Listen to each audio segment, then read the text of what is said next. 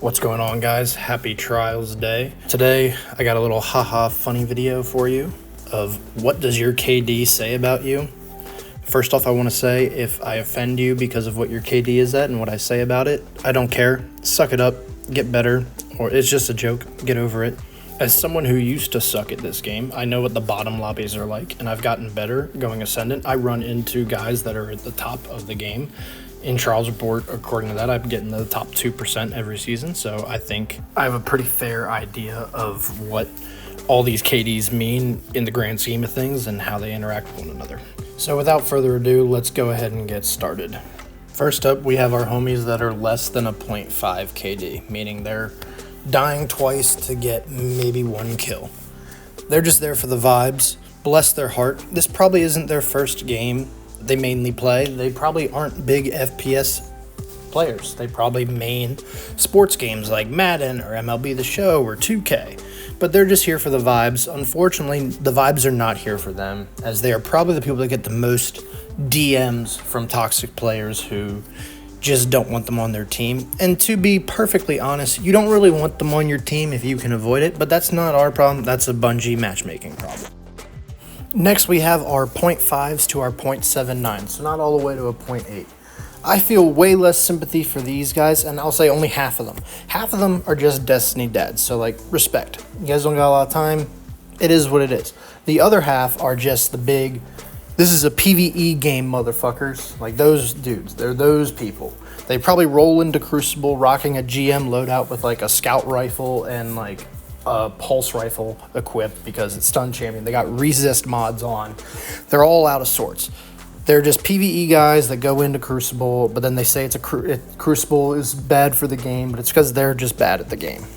Next up, we have our 0.8s to our 0.99, so just under a 1. This is the average player base. This is like the majority of everyone on the bell curve. This is the big thick point.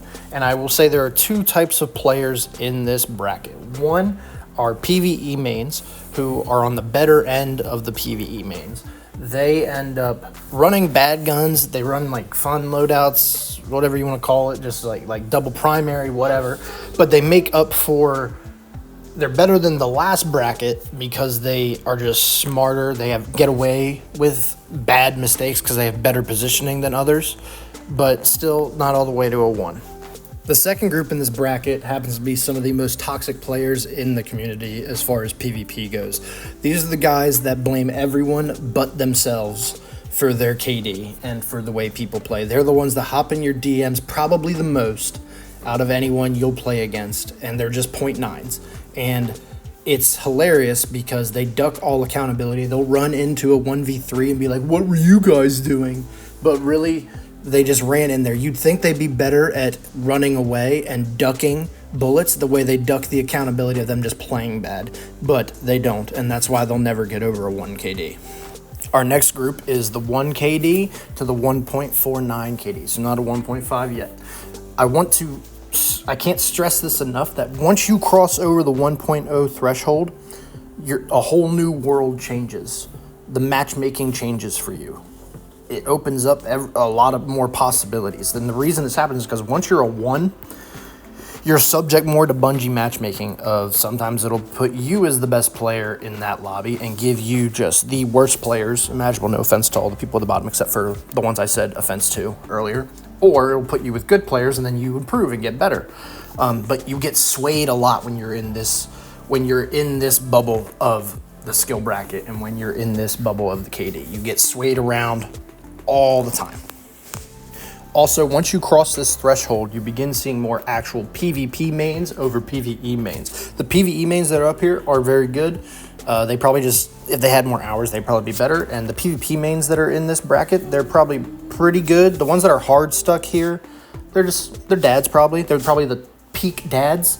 The rest of them, and this goes with the PvE mains too, could probably move up into the higher brackets if they didn't queue solo and were victims of matchmaking differential. Next, we have the 1.5s to the 1.99s.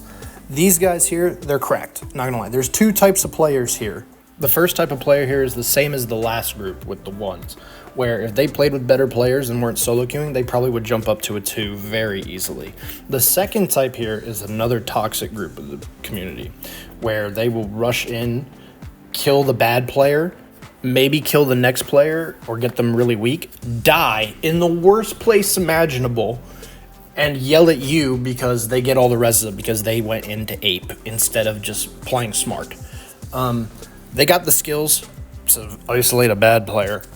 You never really see them try to 1v1 the good player. They probably try to avoid them and be like, you take care of it, rest the team. But yeah, they're the first ones that are going to DM you for what are you doing for their mistake. The next group we have is the 2.0s to the 2.5s. These guys are cracked out for the most part. Most of them are very, very good. If you get one on your team, they probably help immensely. If you play against them, they're probably really oppressive to play against. That being said, there is a small group in this bracket that are fakers. They're not real. And you can tell they're not because they usually sit in the back of the map. They only play quick play. They sit in the back of the map with a pulse or a scout and just plink, plink, plink, plink, plink the entire time instead of actually taking a gunfight up close and personal.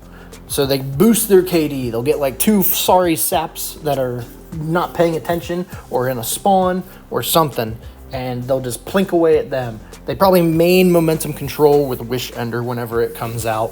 They're just there to pad their KD. These guys aren't really a threat. Don't let the KD fool you. If you get up in their face and close the distance, they usually don't have an answer for you. Our next group is the 2.5s to the 3.0 KD players. These guys are insanely cracked out. Most of the time when they are legit, they will win almost all their matches, looking at like at least a 70 win percentage, probably bordering on like 90 plus win percentage. These guys, if they're on your team, they make your life so much easier. If you're against them, they feel extremely oppressive to play against. They just know what to do.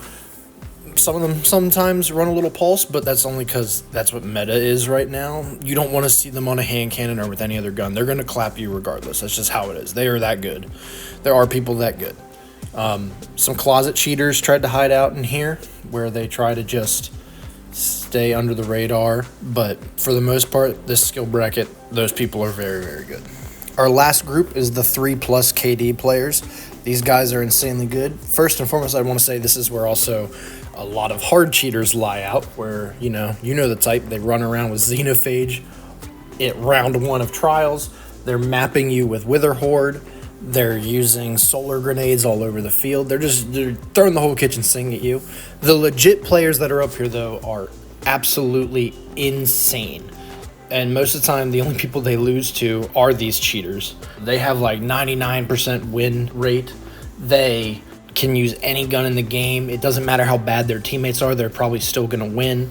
These players, if you run into them, it can be a lot of fun because you're like, oh, that's what that's like. Like, that's what I have to strive for. But sometimes it also can't be fun because they're insanely oppressive. They know where you are on the map at all times. They know what move you're going to make. They know what lanes you're going to peek. They know how you're going to try to combat them with what you're running. They're very smart. They hit their shots. They're just very, very good at the game. So it's fun to play against them sometimes. It's also not fun. I understand that. I think what makes it fun to play against too is that it gives you something to strive for. Like, oh, it is possible to be that good, so I might as well try to do it. I think it's fun. Regardless, some people might not find it fun. Anyway, that's all I got, guys. Hopefully you enjoyed the video, and if you did, please like and subscribe. I'm also going to add a little bit of a shameless plug here. In the comments, I put a link to some of my previous videos, so if you are someone who has one of the KDs from the beginning of this video and would like some tips on how to get better, these videos I made should be able to help with that, so go check them out, please. We have Radiant Cliffs today, I believe, so let's get out there, have a good Trials weekend. Hopefully I'll see you out there, and GG's.